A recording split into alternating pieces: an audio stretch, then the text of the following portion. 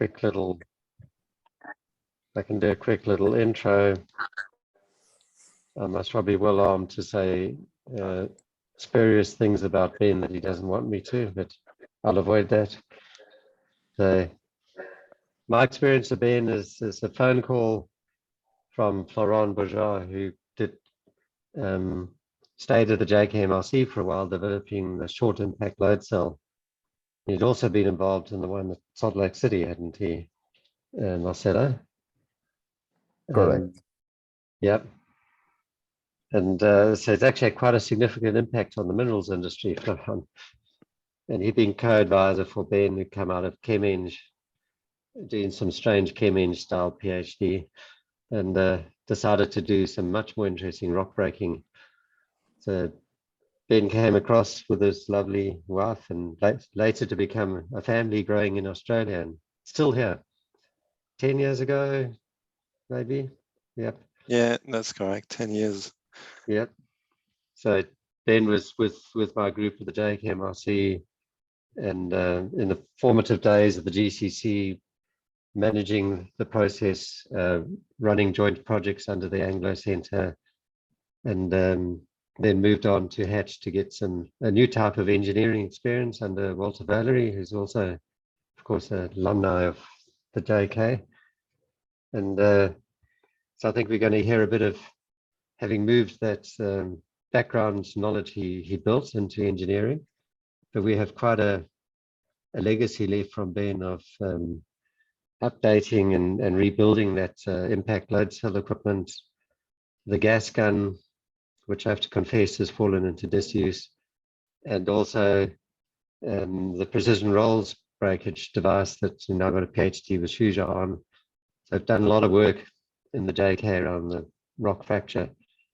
So now hopefully you're applying that knowledge into improving sites around the world. So over to you, Ben. Thanks, Malcolm. That's a very kind introduction. Yeah, it's been quite a journey, I guess. So I've been with Hatch for 4 years since leaving JKMRC, and yeah, definitely learning a lot more on the life on the other side in engineering company. But I've been involved in a number of mine to mill optimization projects, and I guess we're not going to talk about mine to mill today, but we've built a range of throughput forecast model, building on mine to mill projects that we have done across different sites. And this year we've published 2 papers, one in IMPC and one in the Prosemin just recently, a few months ago.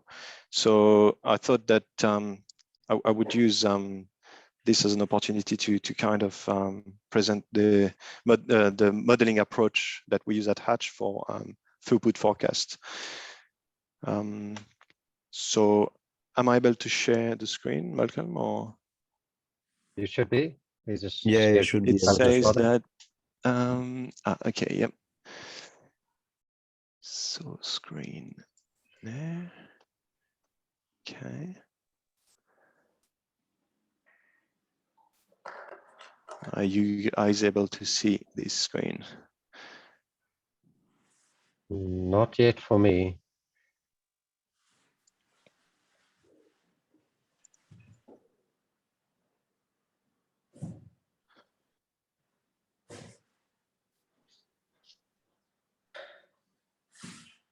I've lost you guys. Where are you?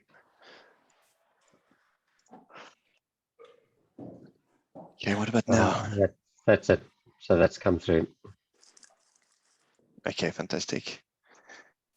Yeah, so the outline today, I don't know if you guys run this seminar with the questions at the end, I suppose. But if you have any pressing questions along the way, raise your hand and we can have a chat. The idea is just to give you the approach we use to throughput forecasting, the model and the methodology, give you an overview and 3 case studies. two of which have been published at the IMPC, and the last one is Mineralos Palambres. It's the one we published at the Prosemin conference.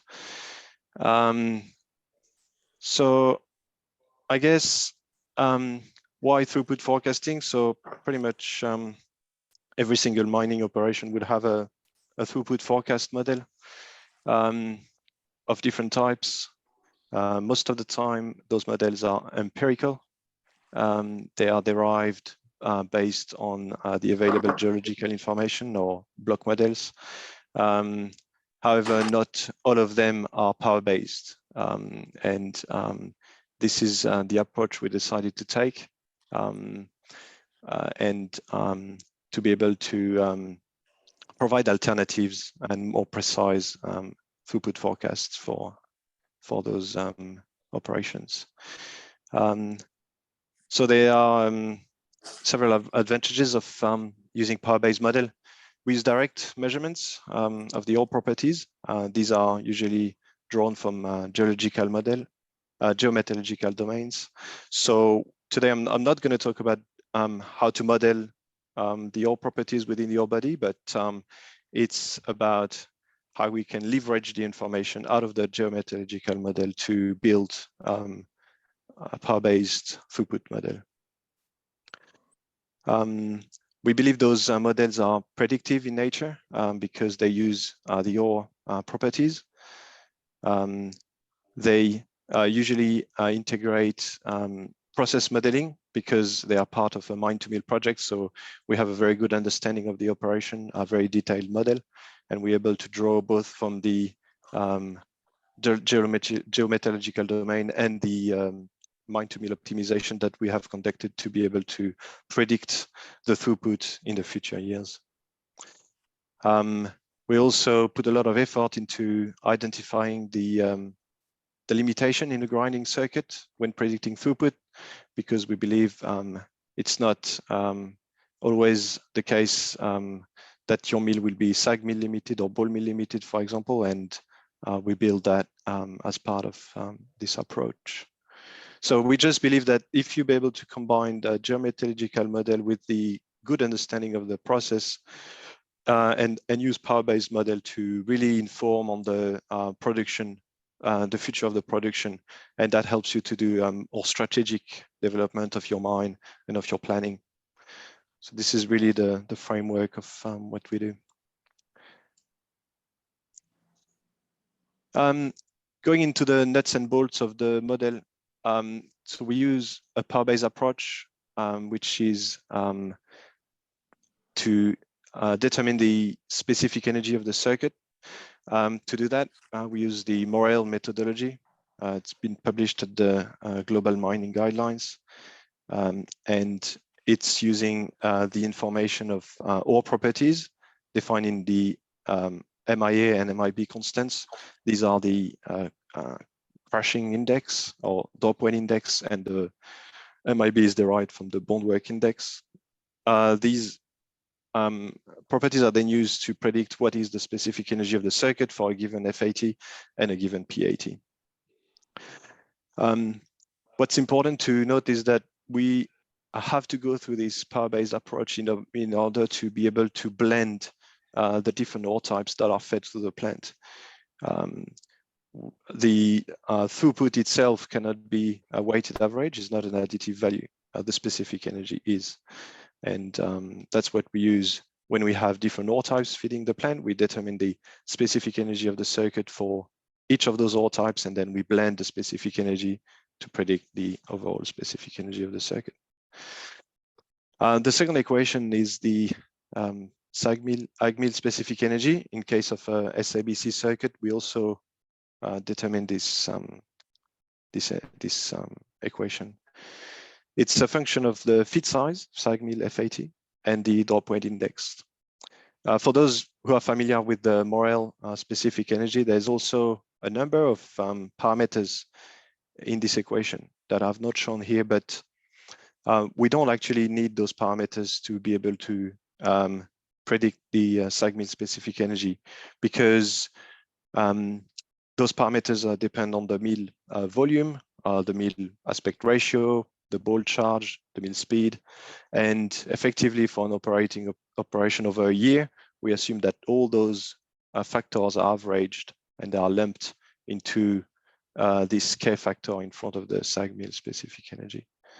So effectively, we can, with the total specific energy, which is the SAG mill and ball mill specific energy and the SAG mill specific energy, we are able to determine the limiting grinding stage in the circuit, and then inform for the future years, depending on the ore properties, if the circuit will be SAG mill limited or ball mill limited.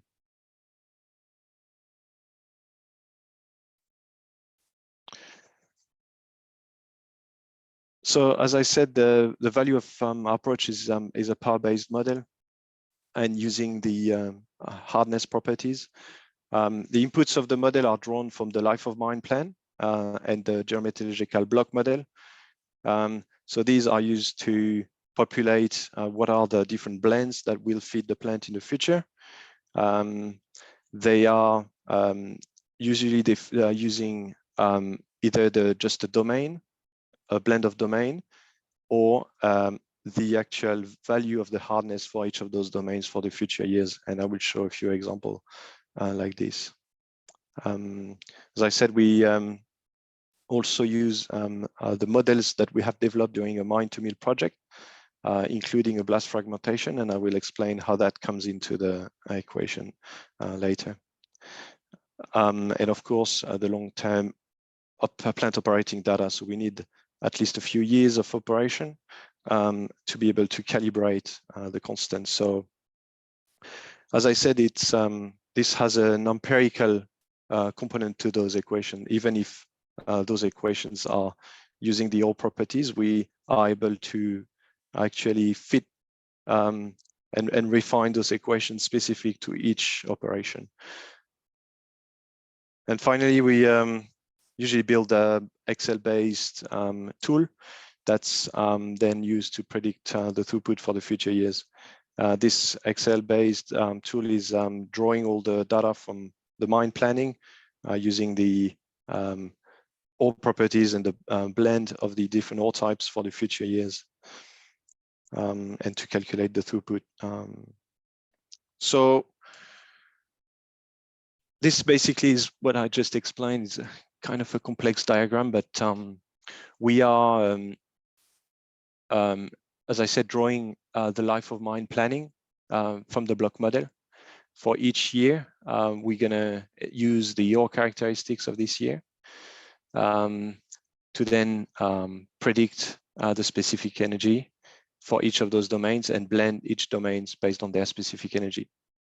Then the throughput of the circuit is estimated using the SAG mill and the ball mill power. For this case, we use typical average SAG mill and ball mill power. Any changes related to ball charge or changes of liners or anything else is not accounted for. We assume it's just averaged over a year, and we take the typical power draw. So this then helps to determine if it's SAG mill or ball mill limited, and then calculate the throughput for that year. So here I'm just showing an example of the dashboard that we've built for an operation that's got 3 grinding lines. In this case, you see here in the middle is the bar chart. The histogram is the different blend, the composition of those UGM. UGM is the acronym for a geometallurgical domain.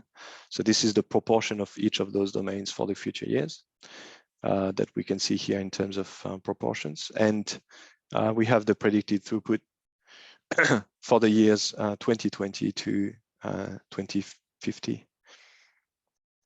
We have also different tags showing if the circuit will be SAG mill or ball mill limited.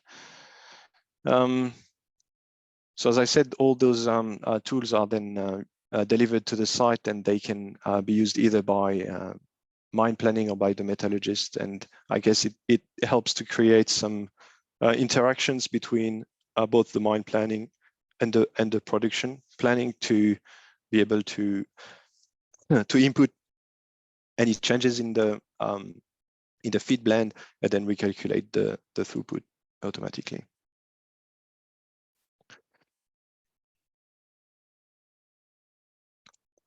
So the the dashboard that I've just shown here is actually the case study one that we're going to talk about. So this was a copper moly operation with 3 lines. Sorry, excuse me. The ore, as I said, is classified into 6 domains, UGM 1 to 6, and each of those domains have a varying degree of hardness. We've incorporated a mine-to-mill study that we did to be able to show which domains where the blasting conditions can be improved, the typical mine-to-mill optimization strategy, and incorporate them in the throughput forecast. So this is quite interesting. This site had done some drilling campaigns, and they were able to populate what is the changes in hardness for the future years of operation for each of those UGMs. So this is the graph that you see here. A times B was the measured hardness, and we can see that all the domains were quite well defined until the year 2036, and then after that year there was no information available, and that's because there was no sampling done at the level where the ore was for those years. So we used an average value. So this is pre-populated in the model, but effectively, as the mine progresses to its sampling and drilling campaigns, they would be able to refine the hardness of those domains for the future years.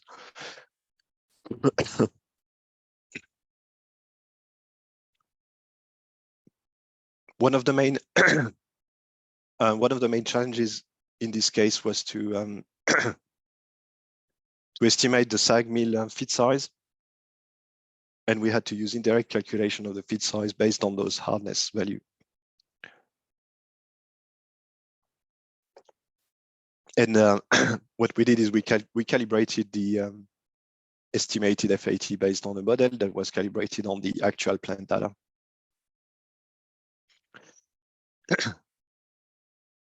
So this is an example of the results of this model.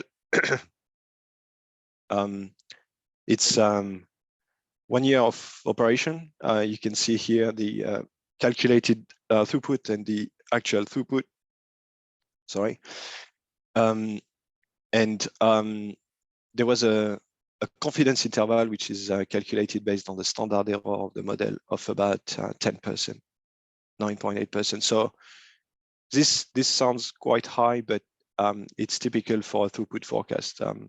Anyone who would pretend that can predict the throughput on a monthly level with a higher accuracy is actually very, very hard.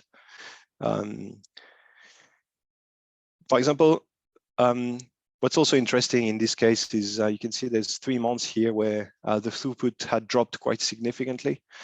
And the model was able to pick that up. The reason is that they had one ball mill that was down for a few months. So they were operating with 1 SAG mill and 1 ball mill. And this is where the value and the value of using power-based model is that because the overall power available in the circuit was lower than the throughput was lower, and the forecast model was able to replicate that. So it was quite interesting. Case study 2 is another copper moly operation. They have 2 SAG mill, but effectively only 1 because they're just commissioning the other one at the moment. The life of mine is shown here again. We have every year of production, the different blends of those lithologies. They had those different ore types, and you can see the varying blend proportion in the feed. So the aim was to predict the throughput for these blends. However, this site did not have a very detailed hardness definition in the block model. So we actually used average values, and well, this is not great because we know there are going to be some degree of variability within the each of those ore domains. However, we had to do with the limited data we had, and we still were able to get a model that was quite interesting. But since then, this operation has done a lot more drilling and is refining the block model to be able to have a better accuracy of the hardness for the future years. So again, we have the main hardness parameter A times B and bond work index. So those different ore types, you can see they range from 36 to 70. This ore type B is one of the softest in the feed, and this is important to note, and you'll understand later how that impacts the overall prediction when you blend softer material like this. In this case, we didn't have a mine to mill study, so we had to come up with a FAT model. So the SAG mill feed size, they had a camera on the belt. We were able to come up with a model for the feed size. It's not a great model. The regression is not ideal. However, the feed is quite fine. So we have, I guess, some we have a limited confidence in the prediction of the FAT from the camera because of such a fine SAG feed. This is the value in inch. So however, we used a model to be able to predict the FAT as a proportion of each of those domains in the feed. As I said, they had some challenges related to this ore B, the ore that was softer. What we noticed in the data is that when they had a higher proportion of this ore B in the feed, the power-based model diverged from the observed throughput. So basically, the softer nature of the ore B in the SAG mill power draw had an effect, and we had to account for that. So we couldn't then have a fixed power draw for when this ore B was in a higher proportion in the feed. So the typical power base would say, well, if you have a higher proportion of ore B in your feed, your specific energy would be lower and your expected plant throughput would be higher. This is not the case in the plant. The plant throughput was actually lower. So this is what you would expect when you have a softer ore in the feed. However, there was a compounded effect in this case, is that the ore B had a different mineralogy that was causing issue in the downstream thickener. So this was causing the operator to constrain the throughput when they had higher proportion of this ore, which resulted in a lower SAG mill power. So this is where I guess it's important to have good interaction with the sites when we build those models to really understand what are the other effects that might have constrained the throughput. Because when then we calibrate the model or we validate the model on existing operating data, then we need to be able to understand really what happened. This is a plot of really what happened. This blue line is the ore B in the blend, and you see here this ore has increased, but the power has reduced. So it had to be built in the model. What we did is we built a regression. Then we said that they would not be able to draw full mill power when they have higher proportion of this ore in the blend, and that was then built in the power-based model. And then this is the results of comparing and validating the model. So the way we do that, we take a span of operating data, operating throughput and power, feed size and grind size. We use a certain period, which is shown here, the calibration period, to adjust any of those parameters in the power-based equations if we need to. And then we actually fit this constant that I shown at the beginning, which is the K constant in the SAG mill specific energy.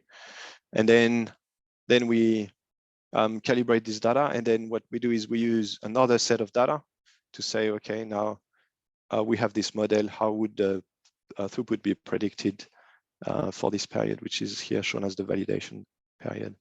So we can't use the same period for calibration of the model or validation, otherwise the model becomes, I guess, self consistent. So this is how we believe is how the calibration or the validation method should be done. So we did that both on daily, monthly, sorry, and yearly data. You can see here the standard error was about 10% daily and 4.4% monthly. So this standard error is then converted into a confidence interval. So that's the plus or minus value that you can expect from your throughput model.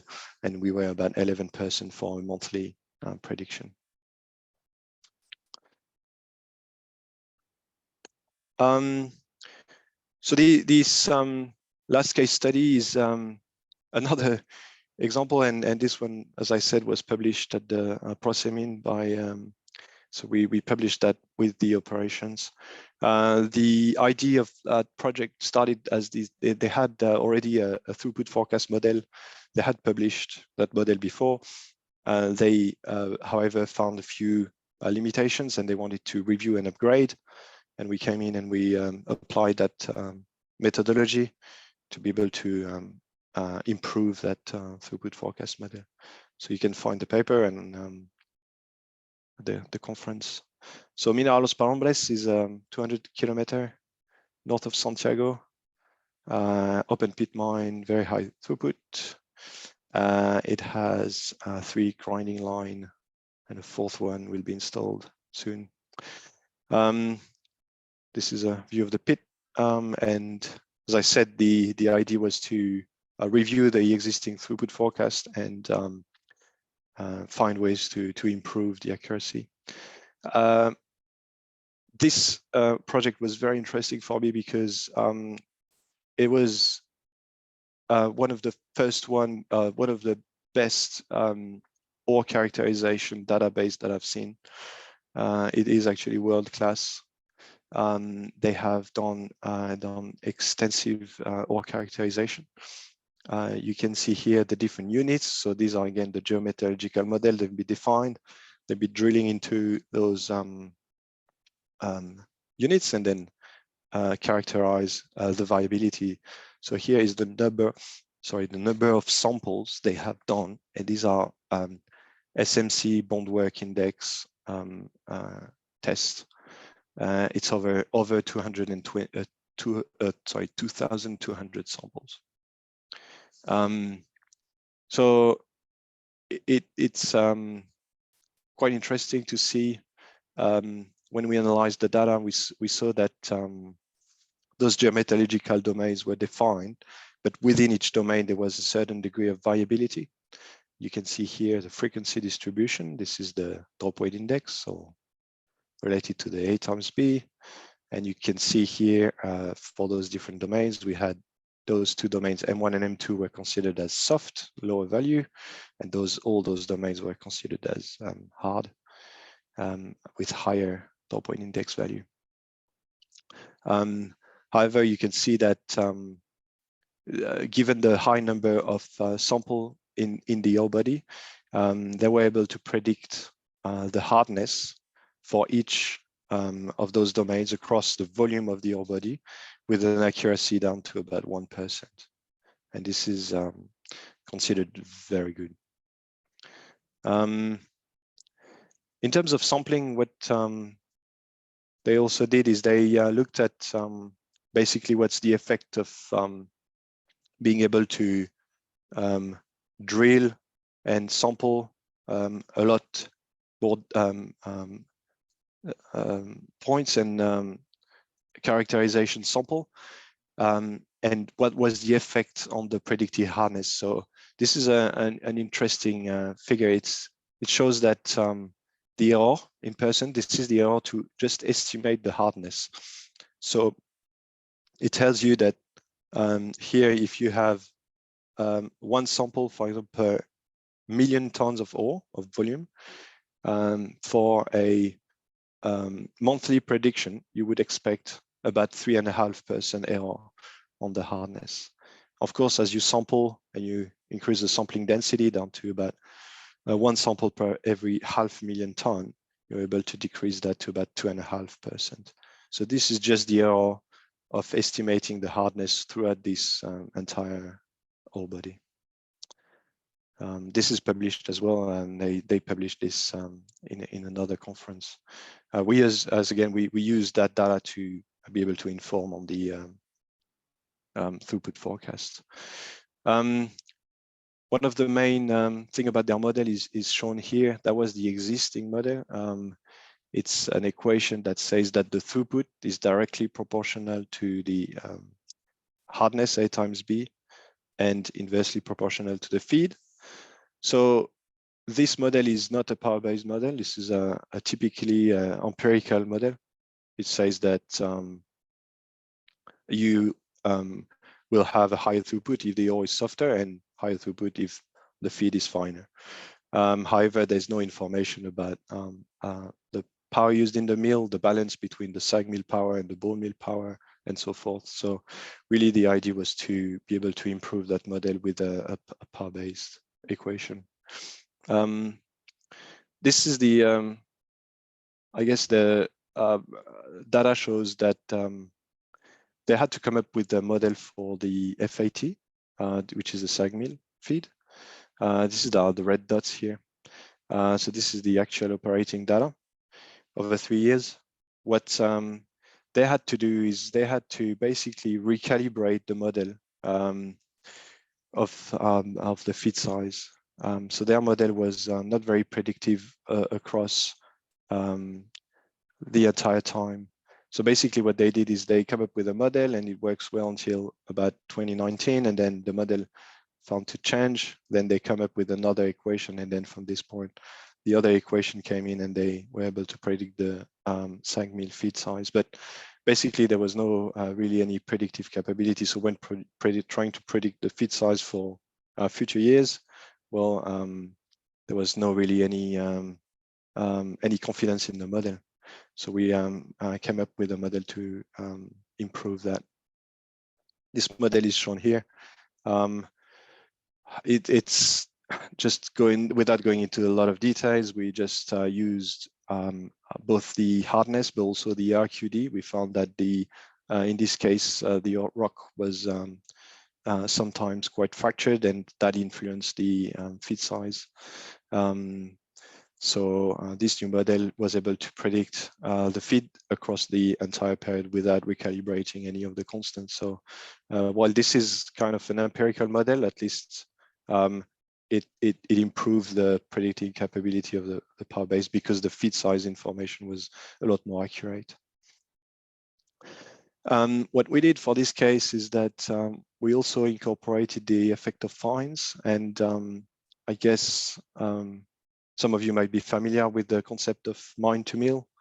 The fines in the feed, and I'm talking about minus 10 millimeter in this case. So fines for the mining engineers are minus 10 millimeters. They do influence the SAG mill throughput, and they are not accounted in any of the power-based equation because the power-based equation only uses FAT. What we did for this case is that we use blast modeling and simulations to estimate what is the amount of fines in the feed and build that and bring that into the power-based equation. So for those who are interested, there's I guess many mine to mill papers that explains the concept of optimizing the drill and blast to improve the feed size. This is one of them, one of the main one, but since the early 2000s, there have been many different projects conducted and successful stories about mine to mill optimization. The reason I'm bringing that here is because then we use that to be able to incorporate into the forecast. And for this case, we developed that blast model. So my colleagues from the mining team are a lot more familiar with this, and I will not do them justice. It's a very complex model that's actually using the rock structure, which is the joints and the fractures in the ore, the hardness of the rock, and the powder factor, which is the blast intensity, to be able to predict the size distribution after the blast. So in this case, we have developed this model, and we incorporated it in the forecast model to be able to predict what would be the amount of fines if they change the powder factor. So you can see here, the bottom graph is basically saying, here I've got the powder factor on this axis and the amount of fines. So if I increase the amount of bomb in the ground, I guess the amount of fines is increasing. And this depends also on the ore hardness. So we built that in the model. This is again the complex structure of the model, but the main thing is that it's important to draw as much as we can from the geometallurgical block model, the different blend, and also the variation in the hardness of those different lithologies in the blend. We then use the RQD also to predict what would be the SAG mill feed size. Then on the right here, we add the powder factor, and we can use the forecasted mining plan, drill and blast operation, have their own powder factor that they've built into the model. So they know which powder factor they're going to apply and which blast pattern they're going to apply to those different lithologies. And then we're able to predict the amount of fines in the feed, and then add that to the SAG mill specific energy equation. Then we use the SAG mill power and the ball mill power as usual to then predict based on that specific energy what would be the throughput. And then the yearly throughput is just converted using the number of operating hours, and that gives you the 1,000,000 tons per annum. This model was validated on the data. This is the validation part of the model. So it shows that our model was able to predict the actual throughput quite well, which is our model is the line and the actual throughput are the points. Which was interesting is that they had noticed quite a reduction in the throughput between 2018, 2019 to 2020, 2021 due to increasing ore hardness.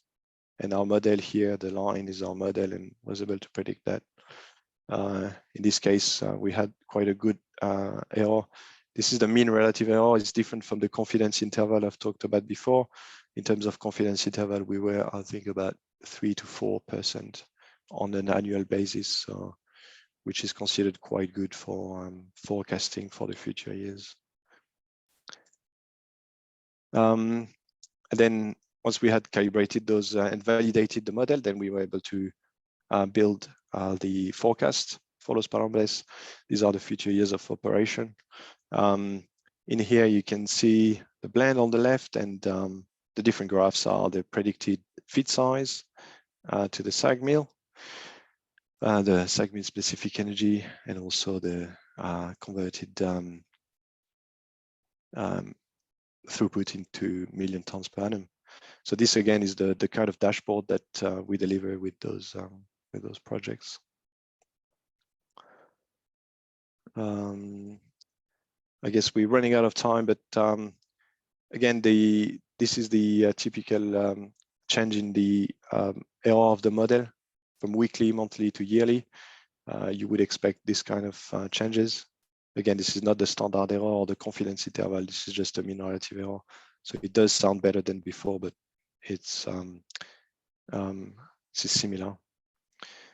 And then currently the site is using this tool to be able to do some strategic planning around the new line that's coming online, and also some changes in the drill and blast operation following our drill and blast modeling. And overall, they had a higher accuracy, and they were very happy with the power-based model, and they now changed their empirical model into our power-based model, and that's what they're using. So all this was possible because of that quite detailed ore characterization. As I said, this effort really was important for this operation. It's a very large throughput and a very large volume of ore, and the amount of sample and the sampling density was important to get a good accuracy of the hardness. And you can see here that's our predicted throughput and feed size that I've shown before.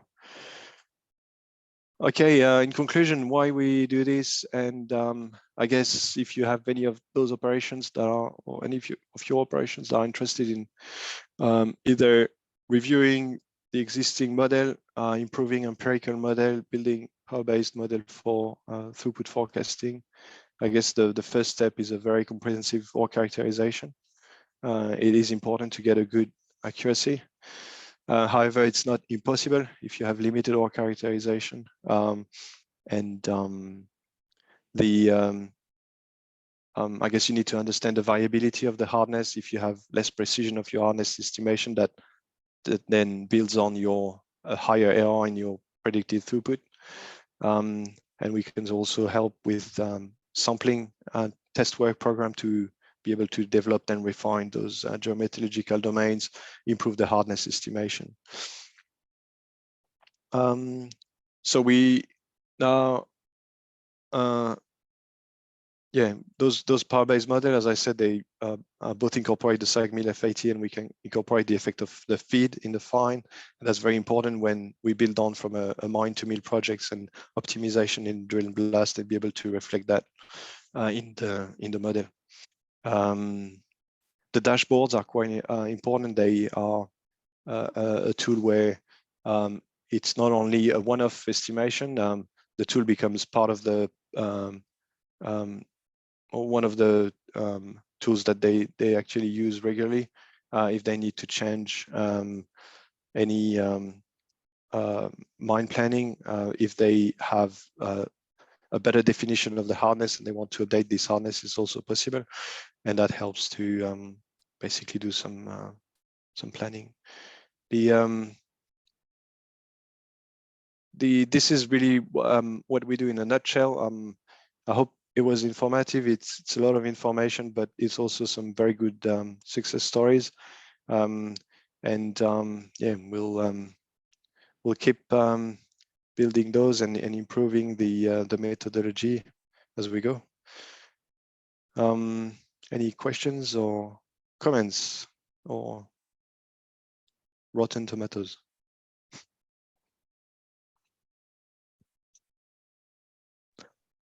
I managed to switch myself on. Thanks, Ben. Certainly got onto the applied side of the world, and appreciate how important it is in the industry from basically a mine business perspective of being able to get a reasonable prediction of what the productivity is going to be for planning and financial planning. I think actually is the biggest thing is the financial planning. I have about 17 questions, but I might hold back and see let other people have a shot instead.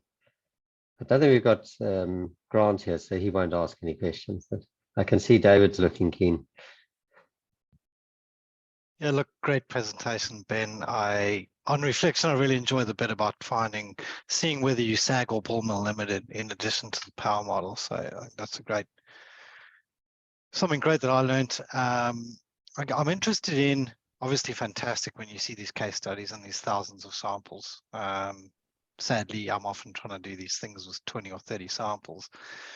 But I'm just wondering what other people are doing in terms of populating their block models. Are they doing this from a spatial kind of kriging perspective, or are they finding geochem or similar sort of relationships within those domains? That's a very good question, and I guess what we haven't gone into really the details of how the hardness should be interpolated or krigged into the block model. We usually draw from the block model. However, it is an important question. I don't have a good answer. I guess what we have seen is that the first step is to define those domains, and they are either geological domains or geometallurgical domains. They are not necessarily some hardness domain. So this would not be medium, soft, hard, because that they would then be able to understand what's the relationship between those geometrological properties and the hardness, and be able to create based on that. So this is something that I've learned, and it was new to me before, is that those domains they do not represent a hardness. As we've seen for Los Palombres, there was both M1 and M2 had quite different geometrological properties, but quite similar hardness. So yeah, it's both very interesting and but also very complex the way then that is populated. Yeah. No, thanks, and certainly concur with you that often these domains, I think, are set by geologists because they obviously describe the geology, but it may have no bearing whatsoever on the on the metallurgical or hardness parameters. So totally agree with your approach there. You got to understand that variability within. Yeah, absolutely. Yeah. And in some cases it does work, and the fact that they've defined it this way makes sense from the hardness point of view, and then actually using an average hardness works well, or is enough to give a reasonable prediction of the throughput. And that all depends on that variability within those domains. Thanks, David. Marcelo, do you have a question? Yes. Thanks, Malcolm. So excellent presentation there. Great work from Hatch and you.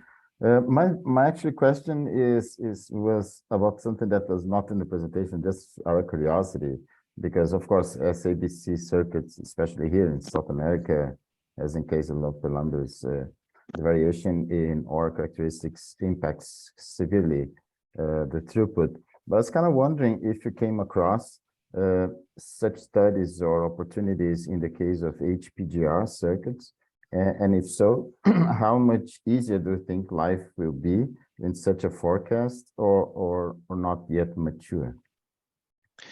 A good question, and I guess the idea of the power-based model is to be able to use the Morel equations and Morel has done an equation for the HPGR specific grinding energy, and then build on that. And it's about the form of the equation more than the absolute precision of the equation to be able to predict the HPGR grinding specific energy. So the principle would be similar, and we would apply that. Okay, thanks. Ben, I might ask one of my questions. The variability within those domains, are you picking those up in your modeling on a block level or blast level resolution? How do you incorporate that distribution of hardness? Very good question. And luckily, there's now all the block model softwares. When you ask them to extract the feed for a given year, it will take the volume of those blocks, and it will then I guess it depends on the time step you want to model your throughput. If you want to model on a monthly basis, then the model needs to pull out all the volume of ore that's going to be mined in that time. So when you, if it's Krieg or something in the block model, you're pulling out whatever the values are on that period, and then you're using the average value for the period. Or if so you don't always simulate on a daily basis, only if asked. Otherwise, you would lump a month or a week together and then. Yeah, very good question.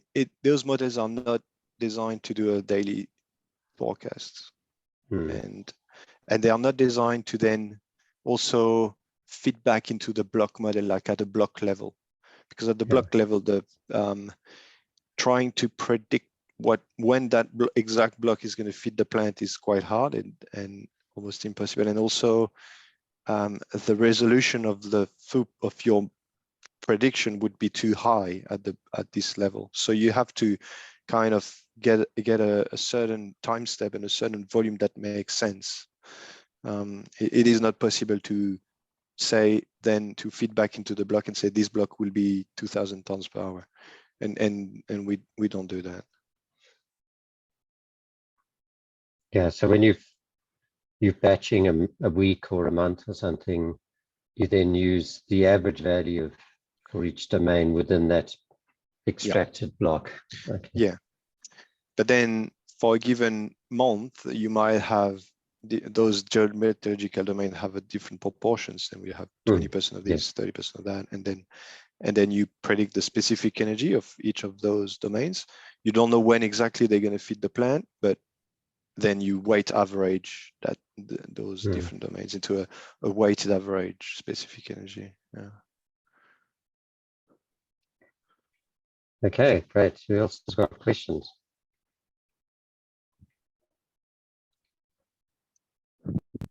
All quiet out there.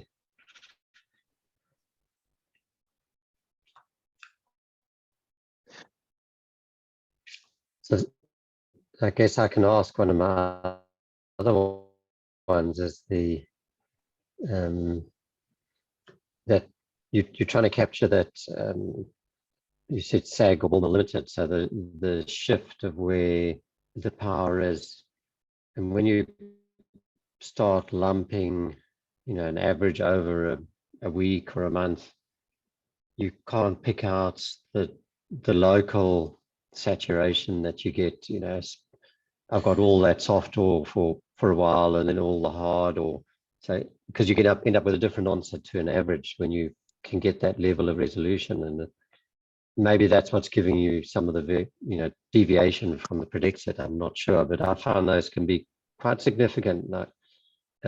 Depending on how the blend is coming in at any time is quite different. Yes, and as I said, we can't really say that it's going to be 100% of that for the first 20%, then the rest, then this domain. We have to assume it will come as a blend for the period, and I guess the balance is more into using the information of the dop weight index or the A times B and the bond work, and any shift or any change that you see where some of the domains, or when you mine this bit, that it shows that the bond work was higher and the A times B was similar, then suddenly the circuit becomes ball mill limited. And that could be due to the way the mining sequence is implemented, and that you're going to get this batch of ore that has those properties. Yep. So it's interesting. Yeah. So I guess as a inveterate researcher, I can't resist the point that when you do something like this, that basically it's locking the site into their current operational efficiency, should we say. And have you guys looked at what if scenario? What if you improved the way you operated the sag mill or the ball mill or the blast, so that they can look at the delta in a long term and kind of evaluate it and say, okay, if we can change our operation, we're expecting to then be at a different level.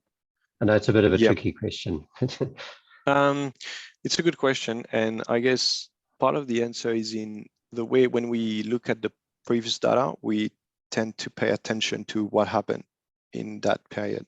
Was there any time where there was some other limitation, water supply, or things that have forced the site to operate in a different way, and kind of make sure that the data we select is relevant to the typical condition, or I don't want to say optimum, but kind of the best operating days over that period, and then be able to say, well, then if you can maintain this over this time, then your throughput will be this. But Of course, as I said, we were lucky that half of those models were we building on a mine to mill project, so we've know what the optimized condition should be, and if the mill power is not utilized and we've done recommendations, then we build that and say, well, we expect you should be here from this drill and blast, and let's say increasing power if you can, then we build that in the model. Yeah. Mm-hmm. Yeah. Okay. I think that was a great question, Malcolm, because it's something we've kind of bounced backwards and forwards on a bit with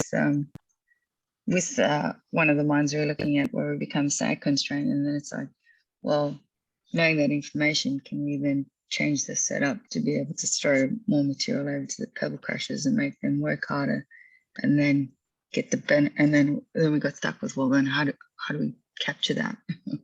But yeah, certainly an interesting one when you can get down to that level of splitting between sag and ball, and then what other things you can bring into to kind of flex your throughput in those constrained periods. Yeah. Yep.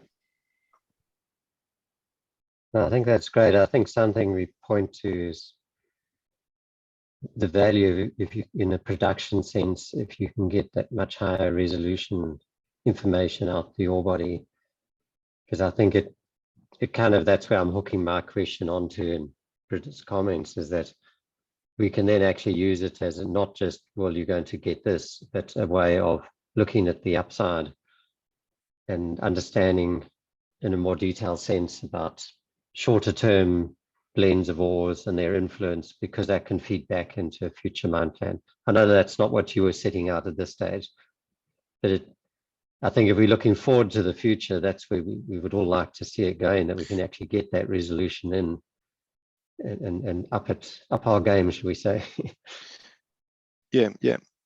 And also, I guess these models do not include any of the optimization that you've done with Jeremy, for example, that was published, the IMPC, with the effect of the hard and the blend in the hard and soft in the blend, and so forth, where I guess this is really intended into a more production planning tool more than an optimization tool. Yeah, exactly. Yeah. But it'd we be do nice both. when we can bring them together. Yeah. Yeah, we do both. but, No, yeah. And as I said, we I guess where we were lucky is that we were able to build from those optimization projects, because then we have a very good understanding of the operation of the optimization strategy. Yeah, so it becomes a natural tool that we built after a typical mine to mill project. That's good. That becomes a springboard for a far better prediction, of course. Yeah. Okay, well, we've kind of hit our 1 hour. So if there are any other questions, otherwise we can close off. When is the next one, Malcolm? It'll be only in February. So there's good to let everyone know. Yeah, we take a break over December for us lazy people in the Southern Hemisphere who don't want to work in December. So I think it's actually only February, not even January. But we will send out, Tulio who's now running the process, he'll send out the list for next year. And while we've got you on the line, is if people have suggestions of people they would like to hear, or presentations they'd like to hear, let Tulio know, who now runs it. He's taken over from Sherry, because we're very keen to see, we're just starting to set up the schedule for next year. So we've got one speaker so far. We've got to move on that. And then we'll put out the schedule, same kind of scheduling, the same time and time of the month, the last Thursday of the month. We figured that wouldn't be popular in December for sure. Okay, thanks everyone. Great to have a good crowd from around the world and to be able to make use of our ability to connect remotely, which is fantastic. It's been very good to get a world view coming in through the GCC. So if I don't catch you before December, have a great December, everyone out there. We'll definitely be seeing you in the new year. Right. Cheers, everyone. Thanks, Malcolm. Thanks. Thank Thanks, you. everyone. Yes. Great Thanks, presentation, Ben. everyone. Thanks, everyone. Bye. Thanks, everyone. Thanks. Thank Bye. you. Great presentation. Cheers. Thanks. Bye. Bye. Thanks.